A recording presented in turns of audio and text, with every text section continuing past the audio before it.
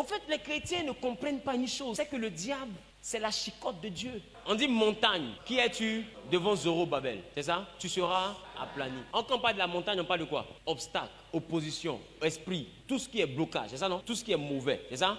Qui es-tu devant Zorobabel? Tu seras aplani. Maintenant, Jésus vous dit, si vous avez la foi comme un grain de sénévé, vous n'allez pas aplanir la montagne, vous allez la déplacer. C'est pour dire que le chrétien qui peut dire à un démon, sors de ce corps, va là-bas, a encore le pouvoir de dire à un démon, quitte là-bas, viens ici.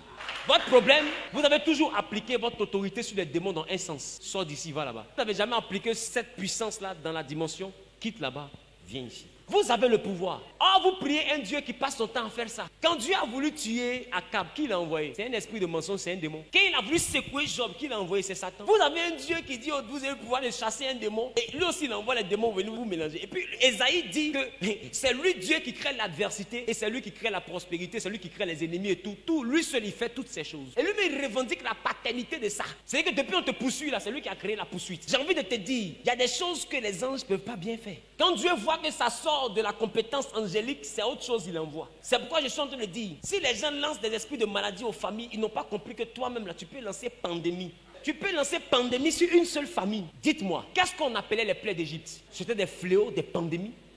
Qui a lancé? Moïse. Un chrétien peut décréter. De toute façon, toi, tu dis que non, ne se marie pas. Toi et tous tes enfants, vous allez avoir varicelle à perpétuité. Varicelle quitte plus mieux. Ce que vous ne savez pas, c'est que vous prenez la vie chrétienne pour une vie de défense. C'est que les gens vous attaquent, vous bloquez. Les gens vous attaquent, vous bloquez. C'est ça, non? Maintenant, ma question, en Éphésiens, là, on dit tu as la cuirasse, tu as le casque. Mais on dit tu as épée. Épée, là, c'est pourquoi? C'est pour bloquer. C'est pourquoi?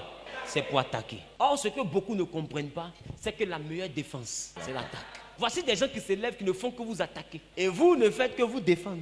Je suis en train de te dire, il y a des démons qui ne vont pas quitter ta vie tant que tu ne les envoies pas. Parce que quelqu'un leur a dit, quitte ici, va là-bas. Le principe de la délivrance, on ne chasse jamais un esprit pour le laisser dans le vide. Esprit qui engendre le célibat, quitte ma vie. Je suis d'accord pour aller où? Faut lui dire où tu veux qu'il parte. C'est pour ça que depuis, il ne part pas. Parce que tu lui dis de partir, mais tu ne lui dis pas d'aller où?